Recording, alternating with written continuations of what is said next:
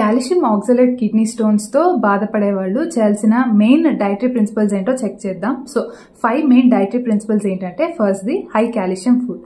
ఒక మిస్కన్సెప్షన్ ఏంటంటే, నేను ఎక్కువ కాల్షియం తింటున్నాను, ప్రతి ఫుడ్ లో కాల్షియం తింటున్నా కాబట్టి నాకు కాల్షియం కిడ్నీ స్టోన్స్ వచ్చాయి అనుకుంటారు. అది రాంగ్. ఆక్సలేట్స్ మన ఇంటెస్టైన్ నుంచి బ్లడ్ ద్వారా కిడ్నీస్ లో స్టోన్స్ ఫామ్ అవుతాయి. ఎప్పుడైతే మనం కాల్షియం రిచ్ ఫుడ్స్ తీసుకుంటామో కాల్షియం అండ్ ఆక్సలేట్స్ బైండ్ అయిపోతాయి. అందుకే హై కాల్షియం డైట్ అనేది తీసుకోవాలి. సెకండ్ ఏంటంటే సిట్రేట్స్, అంటే ఒక నిమ్మకాయ. సిట్రేట్స్ అంటే ఇలా నిమ్మకాయ, ఆరెంజెస్ ఇవి.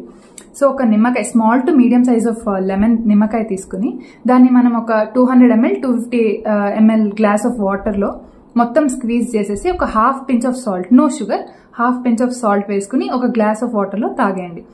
థర్డ్ ఏంటంటే లో సోడియం డైట్. నేను ఎందుకు హాఫ్ పించ్ ఆఫ్ సాల్ట్ అన్నా అంటే, లో సోడియం డైట్ తీసుకోవాలి. అంటే కొన్ని వెజిటబుల్స్ లో మనకి సోడియం శాతం కొంచెం కంట్రోల్డ్ గా తక్కువగా ఉంటుంది, అవి తీసుకుంటే బెటర్ గా ఉంటుంది.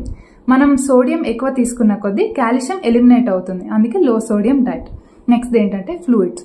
మనకి fluids 3 to 3.5 litres of water తీసుకుంటారు. 4 తీసుకుంటే బెటర్, బట్ పాయింట్ ఏంటంటే ఎక్కువ వాటర్ తాగాలి. నెక్స్ట్ లో ఆక్సలేట్ డయట్ అంటాం. లో ఆక్సలేట్ ఫుడ్స్ ఉంటాయి కొన్ని.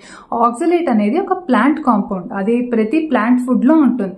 కొన్నిట్లో ఎక్కువ శాతం ఉంటుంది, కొన్నిట్లో తక్కువగా కంట్రోల్ గా ఉంటుంది. సో ఆక్సలేట్స్ అనేది తక్కువగా తీసుకోవాలి.